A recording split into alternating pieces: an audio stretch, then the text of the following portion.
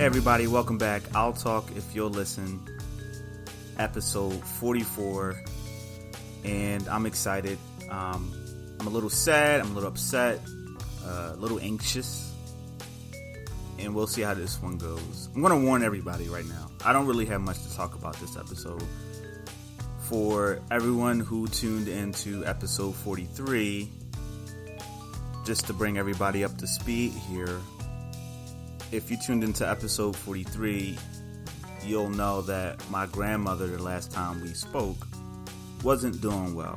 And I spoke at length about what my grandmother meant to me, dealing with different family and the other different things. And my grandmother wasn't doing too high. I am very sad to say that my grandmother has since passed away.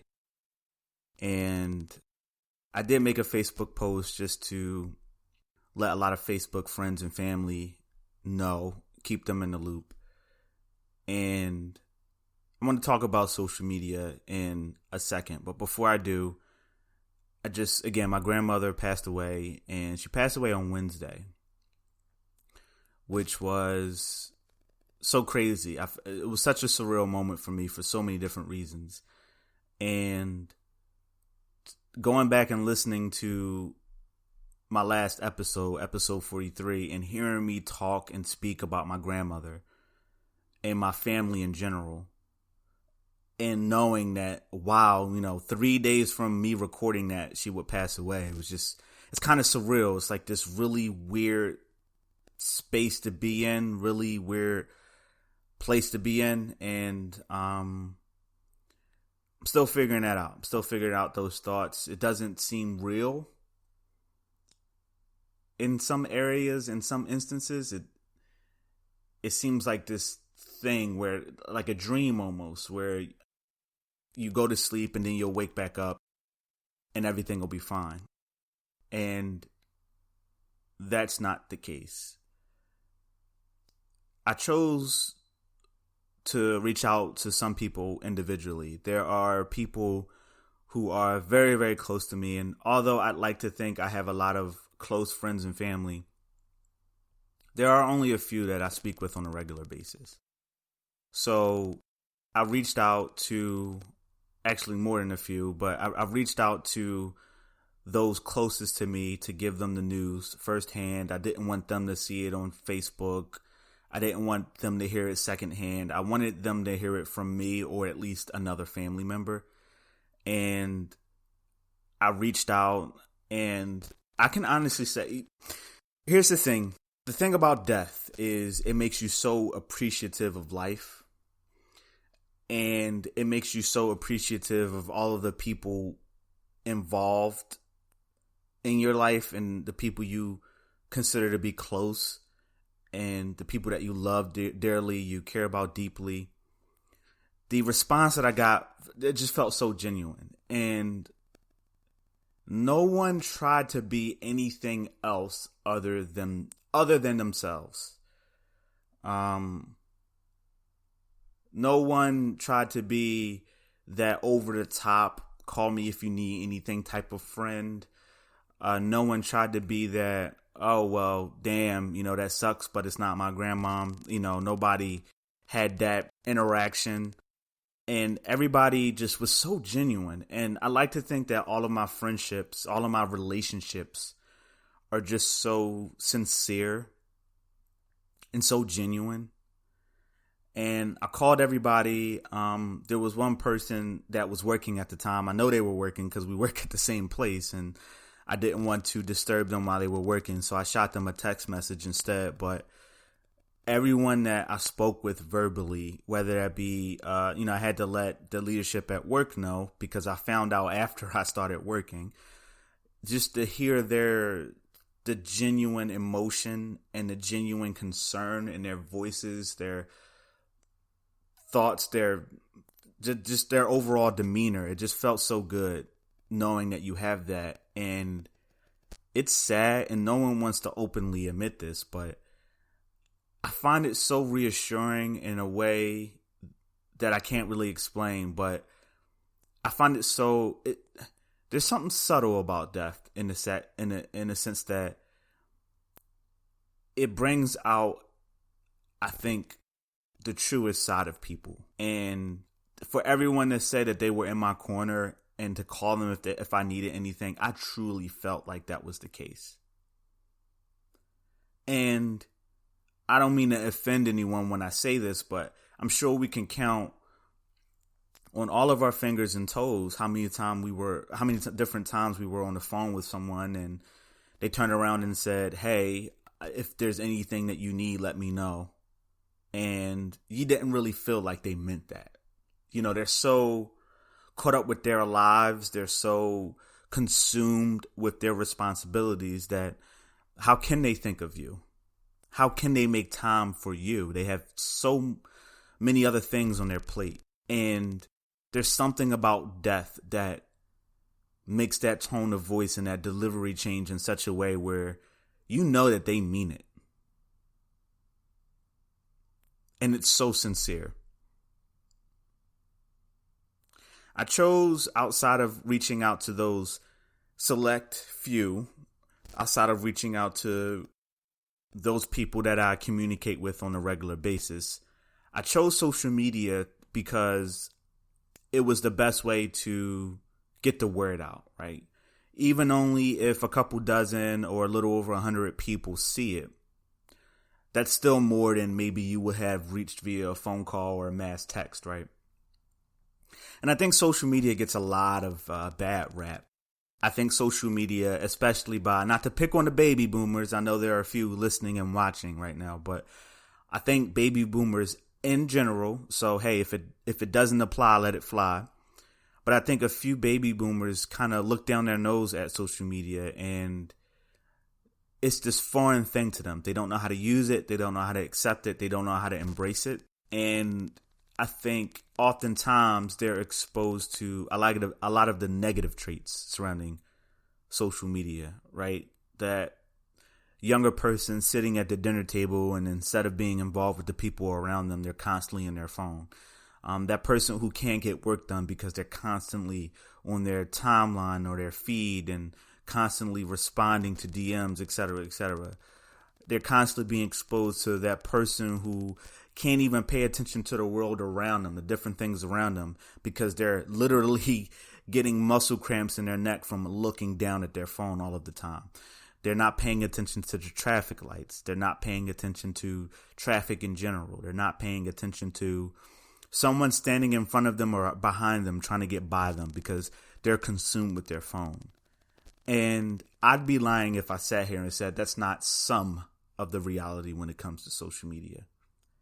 However, one of the best, especially now more than ever with a pandemic, a quarantine, a stay-at-home order, one of the things right now that is great about social media is the way to stay connected to so many people within minutes, within seconds, within moments of having a thought.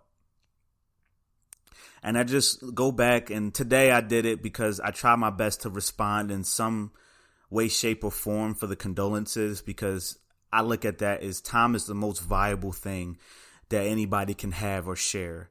So for someone to take the time out of their day to send me condolences, I take that very seriously. That's not something that I take lightly. So that said, I went today and went to go respond, whether it be a like or a thank you, to all of the people who sent me condolences after I had a little bit of time to grieve and process my thoughts. And just seeing some of the people who commented, people that I haven't heard from in some cases decades, and that's no exaggeration. And that's how powerful social media is. And again, I think social media gets a lot of bad rap.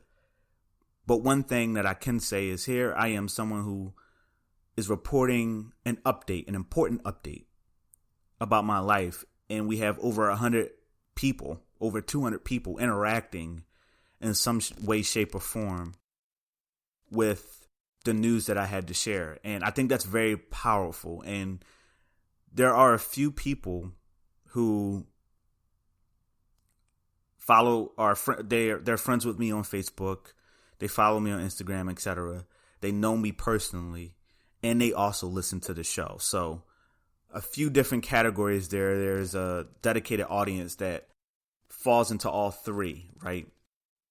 And I just want to say thank you. I sat and thought about how to say thank you, and this is the best way I can come up with. The podcast is, at this point, top 5 things that I care about the most in life.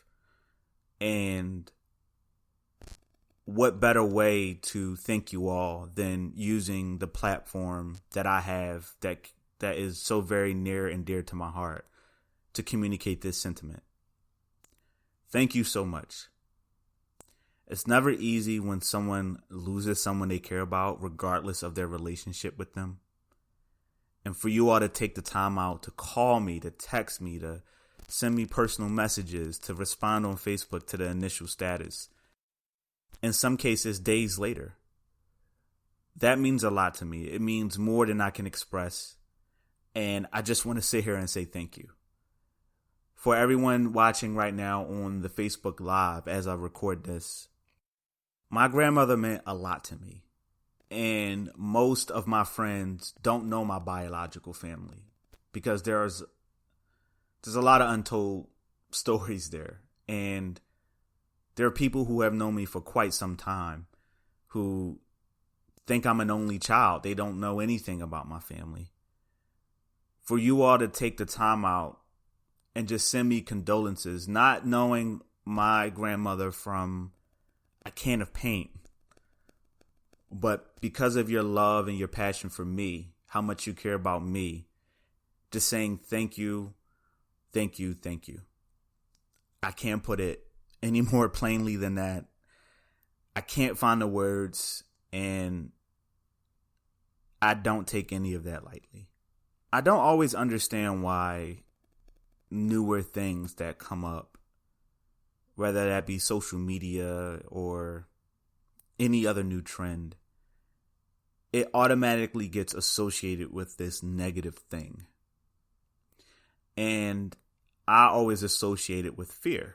I know we've talked about fear for a couple of episodes now, more in regards when it comes to race. But for this particular point here, for people who fear social media, people who fear new things, they tend to look down their nose at it. And I think it's up to us, the people who have incorporated these new things into our lives, and now it's the new norm. Now it's just the normal thing. We kind of need to let people know that, hey, it's not all that bad, and understand that, hey, look, if people don't want to be a part of the social media bandwagon, whether it be something as new and popular as TikTok, or whether it be something as seasoned as Facebook, that's their right. That's their decision.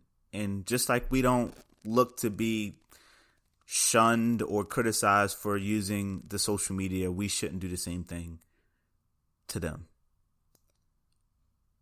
Now, I mentioned not having much for this episode, and I do apologize for all of the listeners and all of the viewers, but this week has been very distracting to me, to say the least, and I really hate to pull that card, but at the end of the day, I am only human, and in dealing with things personally with the relationship and dealing with the death of my grandmother and dealing with just being a person and how to process all of those emotions, certain things kind of sat on the back burner. Certain things sat on the wayside. And for some of you, I know that's no excuse.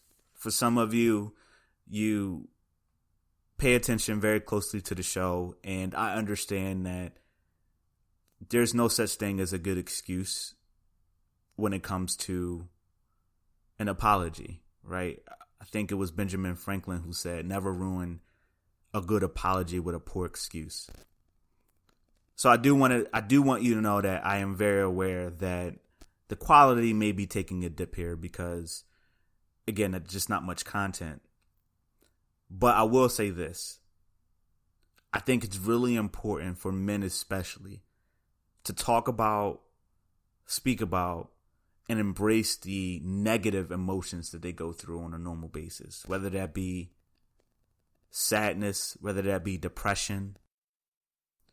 I think it's really important. Men oftentimes, and more about other men than anybody else, but men oftentimes will get ridiculed or criticized for expressing their emotions. And I'm definitely not afraid to do that. I like to think that I've been extremely open and vulnerable with a lot of you all, whether it be via the podcast or whether that be one-on-one conversations. And I really would like to normalize that. I really would like to normalize men expressing their thoughts, men being sad, men crying, men doing all these different things. I would really like to normalize that. And I couldn't circle one point in history where men just ultimately decided like, hey, you know what? We're going to make fun of other men who express their feelings. We're going to hit them with homophobic jokes. We're going to call them gay. We're going to use other inappropriate terms to describe them expressing their feelings.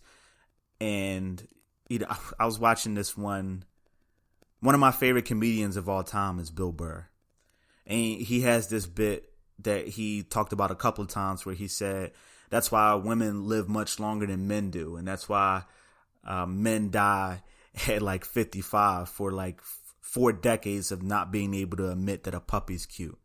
And it's pretty funny. And the reason it's so funny is because it's true. You know, we go through a lot of emotional turmoil and a lot of internal anguish because whether it be pride, ego, or call it for what it is, fear, we don't want to come out and admit what we're feeling. So here's how, in my opinion, people can help. One, let's normalize it. And if you have a pre-established relationship with somebody and you joke around with that person, it's kind of already understood that you're joking, right? Because you have that background, you have that history.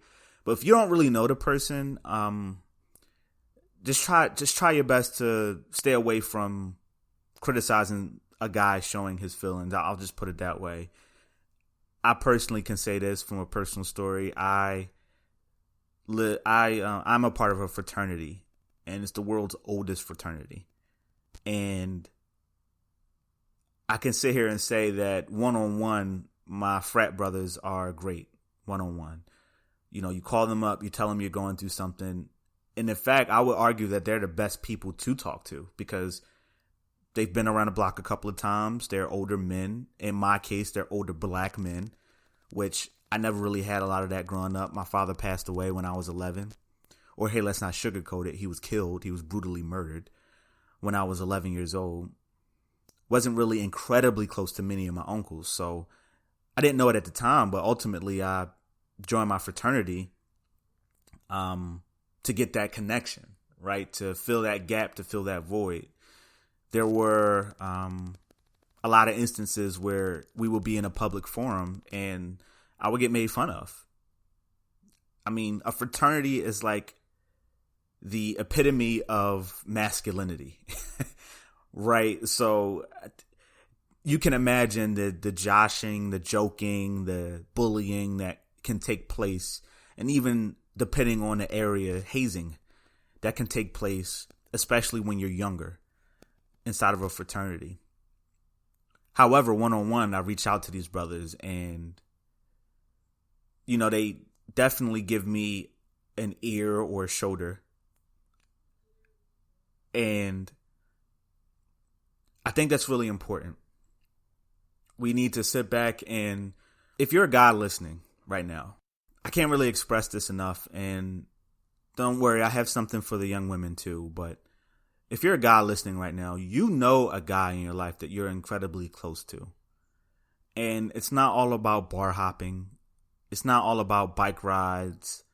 It's not all about arm wrestling. It's not all about sports. It's not all about chasing women or men, depending on whatever floats your boat or finds your lost remote. It's about getting to know that person too. And you know somebody, you have a really close friend that's a guy that has a lot on his shoulders. And the reason you should know that he has a lot on his shoulders is because you know you have a lot on your shoulders. Pick up the phone, or hey, one of those nights when you go out for a happy hour, just have it you two and just talk, just unload. That's how friendships are formed. That's how they're strengthened. But that's how suicides are prevented. By giving that guy friend that outlet. And no, we're not going to change the world here, right? This isn't going to be a revolutionary behavior. But if each of us does it with at least one of our male friends, then we're pushing the needle in the right direction. A little bit. There's a lot that we carry on our shoulders. There's a lot that we hold inside. Especially if there's more responsibility there. Especially if you're a father. Especially if you're an older brother who's caring for the rest of his siblings. Especially if you're in a leadership position at work, at church, at a nonprofit. There's a lot that men deal with internally, and therapy shouldn't be the only outlet. Therapy should be normalized, but it should not be the only outlet. So keep that in mind, men. Now, to my young women, older women, to my ladies, I know at times, a lot of the times we support the men in our lives, we're doing it based on what someone else told us to do. I encourage all of the young women listening right now, if they're in a relationship, if they have a brother, if their father is still living or around, reach out to them and say, hey, what's on your mind? And sometimes you got to spoon feed them a little bit. Like, hey, I have a friend who went through this. What advice would you give them? Et cetera, et cetera. And believe it or not, the more you make the men in your life more comfortable, the more they are comfortable with feeling vulnerable, the more they'll open up, and you'll learn. Just listen to them. You'll learn how to support them in the emotional area. I think from my experience, I know a lot of young ladies get upset when men speak in generalizations, but hey, we don't know every single last woman on the face of the planet. So you're either going to be one of two types of women right now. You're either going to say that's not true because it doesn't happen to me, or I'm not like that. Or you're going to kind of sit back and listen and say, okay, this is Tim's reality. It's probably the reality of other men as well. We don't really know how to deal with our emotions. And from my experience, a lot of women hold that against men. And a lot of the discussions or arguments or debates are, why didn't you come to me with this? Or why did you bottle this up? Or why don't you talk about this? I have a really, really close friend of mine who lost his mother. And he lost his mother for the exact same reason as I did. Our mothers lost a battle to breast cancer. And you would think that as his close friend, he would be the one to reach out and say, hey, man, I'm going through this thing. Can you help me? Right? And he didn't. Now, you could argue so many different reasons, guesses as to why he didn't. But I could almost guarantee that one of the reasons is because he's a guy. You know, would I look like picking up the phone, calling my other male friend saying, hey, man, I'm hurting. Hey, man, I really need some advice. Hey, man, I lost my only mother in the world. I'll never have another one. How do I deal with this? You know, it's almost kind of expected that women are very vulnerable and open with their emotions. And I know a lot of women, I don't want to use the word attack because that may not necessarily deliver the message that I'm trying to say here. But I know in general, a lot of women greatly disapprove of the men that are in their lives and their emotional intelligence, their emotional capabilities. And at the end of the day, ladies, it's not your fault, but it is your responsibility. Here's what I mean by that. Will Smith had a really, really great monologue that you may be able to find if you go and YouTube it. And I was listening to a book called The Subtle Art of Not Giving a F. of not giving a bleep. And it's by one author by the name of Mark Manson. And Will Smith and Mark Manson talked about fault and responsibility. Fault is something that occurred. Whose fault that who is the reason for this thing? And a lot of times we confuse fault and responsibility. It may not be your fault that you're in a particular situation.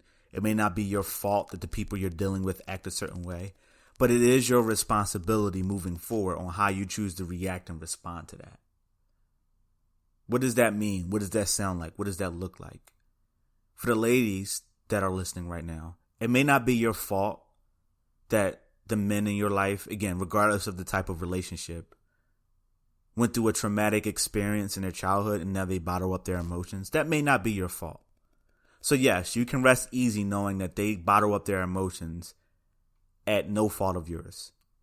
However, it is your responsibility, especially if you want a happy, healthy, productive relationship with that man, to kind of dig deep a little bit and chip away at that armor and try to understand him a little bit more and give him, or at least help him feel like he has a shoulder or an outlet to get all of that out. For the men listening right now, same deal.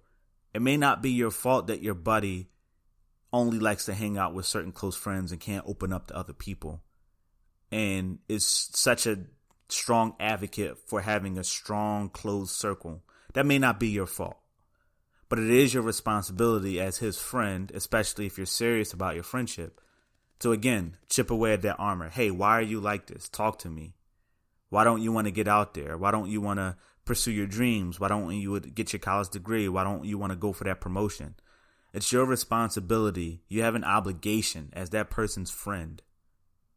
And in some cases, again, that person's lover, to give them that security blanket. Previous episodes, we talked about friendship and what that looks and sounds like for you. I think oftentimes we make the mistake of treating our friends the way we want to be treated instead of treating them the way they want to be treated. I mean, it happens in romantic relationships as well, right? But I think it most oftentimes happens in friendships. And we oftentimes, quote unquote, cut people off because they don't text us as much. They don't go out with us as much. They don't give us gifts on our birthday. They don't say happy birthday. They don't do any of these other things that we deem as qualifiers for friendship. And we're so busy being consumed by what we require, and we're not really paying attention to what they require, and maybe potentially trying to meet in the middle. Just something to think about. I'm going to take a quick break, for everybody listening, to check on my Facebook and Periscope now viewers and listeners, and I'll be back in just a moment. Hey everybody, I'm back. I want to talk a little bit more about my grandmother and family in general, and then I want to roll on over to some interesting points in the news right now. But as far as my grandmother goes, my grandmother was 81 years old, and I don't remember what state exactly. I believe it was either South Carolina or Virginia. I got to double check, but she was born down south and came up here with her family and lived a great life. And I was talking to a really close brother of mine and in my fraternity, and he said, we were talking about how my grandmother passed, and my grandmother had a lot of health complications. And I mentioned in the conversation that she spent a lot of years smoking. And my brother said something to me that was very powerful, very impactful. And he said to me, hey man, she lived a long life. As long as she lived the life to the fullest by her standards, and she lived the life that she wanted to live, and she was happy and surrounded herself with friends and family and loved ones, you can't ask for anything else other than that. And that hit me, and I said, wow. And it kind of got me to thinking about how all of us live our lives based on someone else's standards. Primarily parents. We're always trying to fulfill, our parents are trying to live vicariously through us, and we try to be the man or woman that our parents want us to be, that they didn't get a chance to be. Or in some cases, that they got the chance to be and want you to be the same. We try to live this false life for our children so that they can be sheltered from the realities of life, and they are not exposed to some of the certain vices and superfluities of life that we had to go through. We try to live that party lifestyle or popular lifestyle for our followers and friends on social media. And my brother's statement really hit me because I'm like, wow, you know what? My grandmother didn't live life by anyone else's standards other than her own. And he's absolutely right. I can't be upset at that.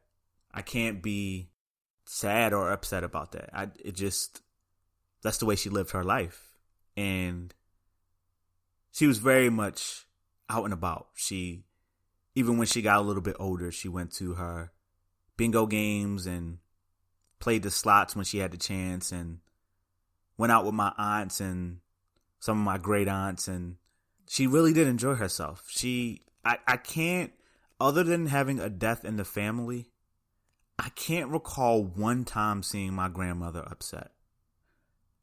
I can't recall her one time crying. I can recall her fussing. She did a lot of fussing. My grandmother had a mouth on her. She did a lot of fussing. But it was fussing in a caring way, or, hey, you know better, or like that stern matriarch way, but neither in a like upset way, if that makes sense. My grandmother was very caring. She had 11 sons and daughters, one of which was my father. This was my paternal grandmother. And like I mentioned briefly in last episode, I was my father's only child. And many of my other aunts and uncles had multiple children. Even if it was only 2, they had multiple children. Or they had, multiple children by different men or women, and both kids or all of the kids may not have been around because they were with the other parent. So with me, it was all or nothing. And when my father passed, I was the only thing that my grandmother had in remembrance of him. And I'm a spitting image of my father. I can't arguably, as a kid, I've been told that, I look like my mom, and I'm sure side by side, there are some traits. I think my mom and I's skin complexion is probably the most dominant trait, but almost every physical feature that I have is from my father. The eyes, the eyebrows, the facial hair, even the way that grows in, his oddly shaped head. I got that. Thanks a lot, Dad. And a spitting image of him. I could probably show a picture of my father, and I'm sure some people would mistake him for me. So, again, no exaggeration to say that I was the only piece of my father that my grandmother had left. And that caused us to have this very close bond. And my grandmother and my cousin Angel, and maybe my cousin Unique as well, were the only 3 family members that I truly, truly, truly felt a bond with from the moment that I met them till now. There were other cousins where we shared special moments, where for small months or years at a time, I felt like that was the closest family member to me. But in general, overall, those 3 people, with my grandmother being at the top, were definitely the closest people to me. And the times I shared with my grandmother were just so special. She taught me a lot of which I didn't realize at the time. I had to become older. And one of the things my grandmother taught me is never be afraid to say something that the people who care about you need to hear. And They may not like it in the moment, but they'll grow to respect it and appreciate it days, weeks, months from that moment. The best example I can give is I had a friend who would hit me up for money quite often. And I valued his friendship, and I wanted to let him know that I was there for him. So I would give it to him every time, whether I had it or not. And then one day I realized I'm probably hurting him more than I'm helping him. And I said no. He didn't like that. We got into a bit of a spat, and we didn't talk for quite some time. And then later on, we came around, and he said he appreciated me for that moment because it taught him that he realized he didn't really need to give it 110% because he knew whenever he fell short, he could just lean on me. And instead of being a support, I was a crutch. But I learned that the core of that fact, of that fundamental lesson, I learned from my grandmother. My grandmother was not afraid to give people a piece of her mind and to tell people, especially the ones she loved and cared about most, that this is what you need to hear. You may not like it, but you need to hear it. And I was dealing with some complicated emotions surrounding my grandmother's death. So I didn't see it coming initially because she wasn't doing well. She went into the hospital last Saturday. So for everyone who's up to speed and they're listening to this current, that was a week ago. And she didn't look good at all. And then 4 days later, she passed away. And me seeing her on Saturday, me seeing her lay there and her just being peaceful. In the moment, I kind of came to terms with everything. And I said, she's in a lot of pain. I saw her script for the morphine that the hospital wrote her. And even with that, she was in a lot of pain. And I don't want to get into detail here. I may have some family listening, and I definitely don't want to spark up unpleasant memories. So I'll just leave it at that. But she was in a lot of pain. And her not being here anymore, I can be so relieved knowing that she doesn't have to deal with that pain anymore. On the other end, I'm so used to her being around. This isn't somebody I met when I was like 20. This isn't somebody I met when I went on that one college trip and became really close to them, so now we're pen pals. This is my grandmother. I knew her literally all my life. All my life. My grandmother held me as a baby. My grandmother saw me and knew me and kissed me before my father did. My father was in prison when I was born. And the idea of her not being around anymore, somebody that's just so present, always there, the idea of her not being there anymore, just kind of, it's trippy. It's tough for me to like wrap my mind around. It's tough for me to be like, hey, this person isn't here anymore. It's going to be tough to like not see her. It really hit me the day after when I was looking at pictures of her. And I was a mess. I cried. Cried in my girlfriend's arms too. She asked me if I wanted a smoothie and I couldn't even answer. I just cried. And hearing this, it's so weird because saying it, I'm like, fine, I'm at peace. But when I'm done recording, I have to edit the show. So obviously I have to play it back and I have to listen to it. I'm probably going to get emotional hearing myself say it. So it's really, really, really weird place to be in. And I'm still dealing with the emotions there. I spoke to some family, but I don't really even know how some of them are doing, how some of them are dealing with the loss. I did get word of her funeral, my grandmother's funeral arrangement, so I'm sure I'll see and interact with a lot of my family during that time. And the reason funerals right about now are so difficult to deal with and gauge is because of this whole coronavirus thing. And I think a lot of people are treating the coronavirus like the latest trend that's out, and then after a while it goes away and they're not thinking about it anymore. It's very much still here. We had a lot of activity this weekend, actually, which I'm going to get to in just a second. So with this whole coronavirus thing, it like dictates the way I want to interact with my family and friends.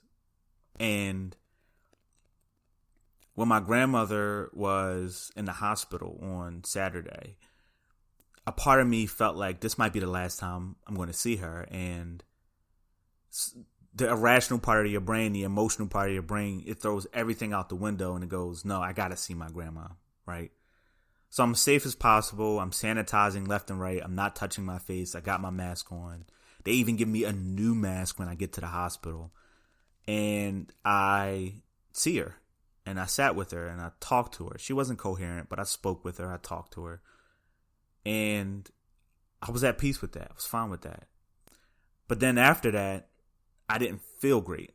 I had a sore throat. I had a cough that wouldn't go away. And this time last year, it wouldn't be a problem. It would just be, oh, I have a cough. But with this whole coronavirus thing, this whole pandemic, it's like you don't really know what to think or feel. So when she passed away, combined with the notice that I got and the fact that the funeral home had to come and get her so quickly, she's staying in West Philadelphia. I'm just outside of the city in Montgomery County.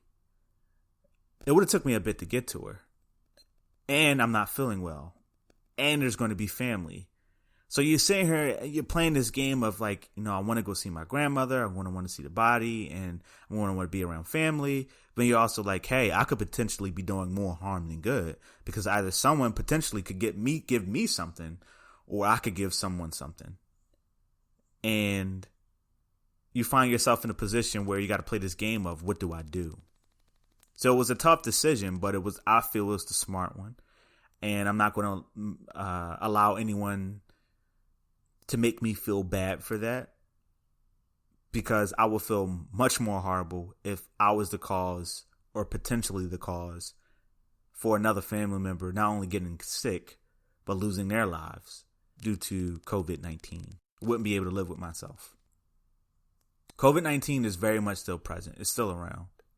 And I can understand everybody dealing with the quarantine and the stay-at-home orders differently.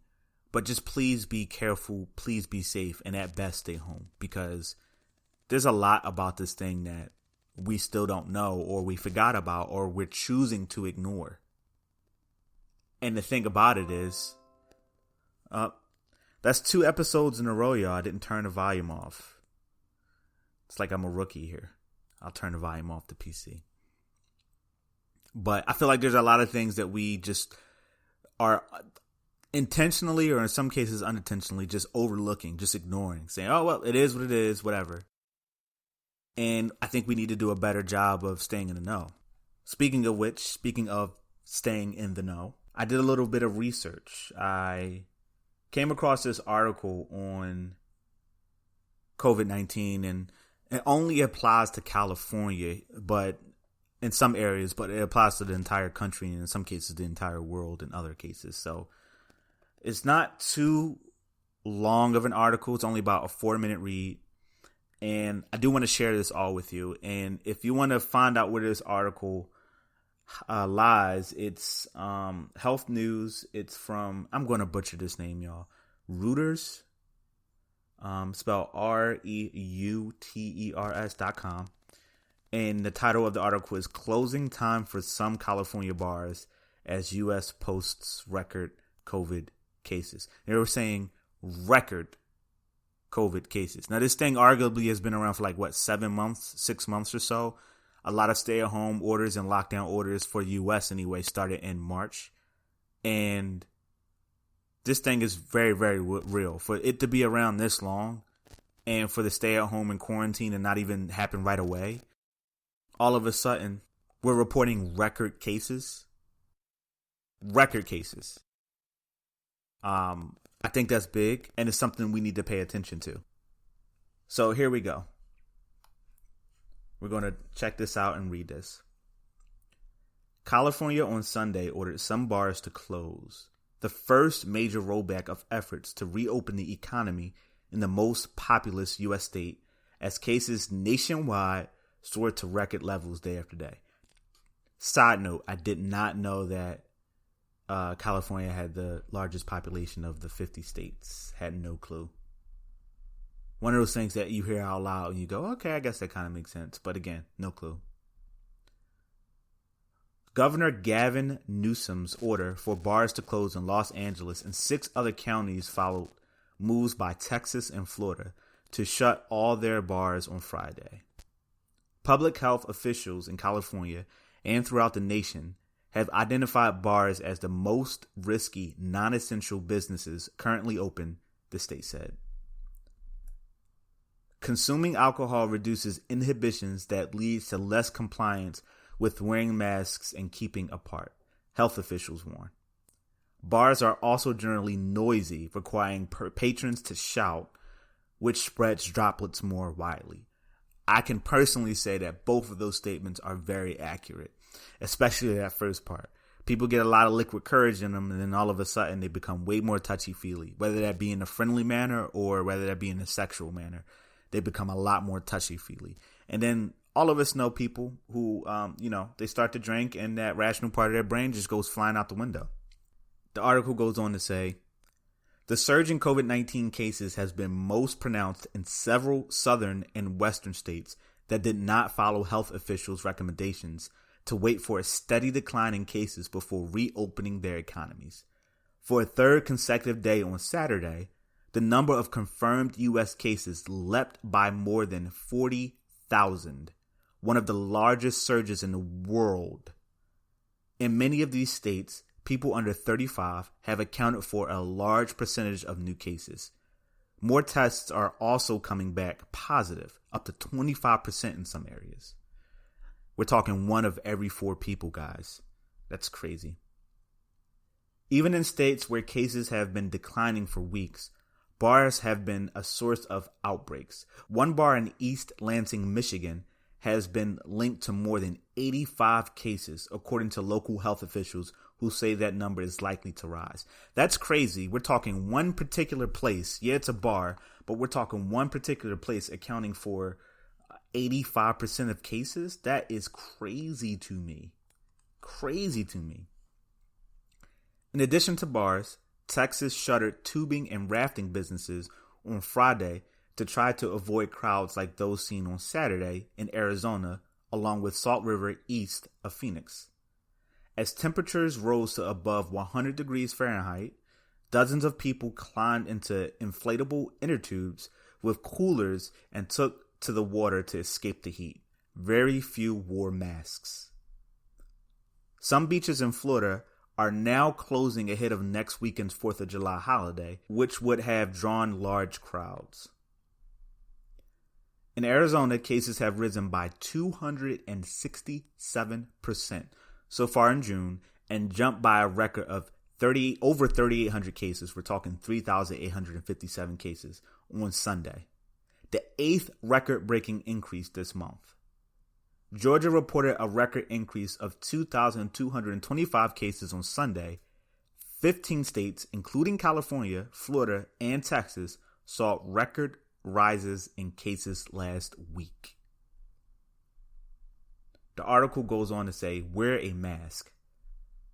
Just a day after he sounded a note of optimism about the U.S. response to the pandemic and said that the country was in, quote, a much better place, end quote, Vice President Mike Pence canceled events to campaign for Republican President Donald Trump's re-election in Florida and Arizona due to the outbreak, campaign officials said on Saturday.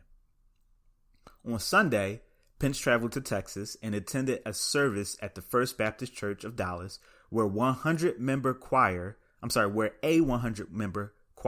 sang without masks. Pence did wear a face covering while sitting in the audience, according to a video.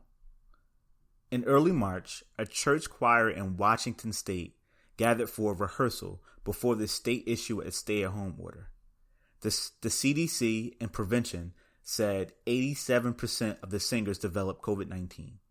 2 members of the choir died. Pence urged Texans to follow local laws requiring masks and said towns and counties in about half the state are requiring face coverings in public. Pence has defended Trump's refusal to directly ask all Americans to wear masks. Global coronavirus cases exceeded 10 million on Sunday, according to a Reuters tally, marking a major milestone in the spread of the respiratory disease that has so far killed almost 500,000 people in 7 months. So there you have it. Coronavirus is a very real thing. It's still real. It's very much real. It's still here. It's not going anywhere.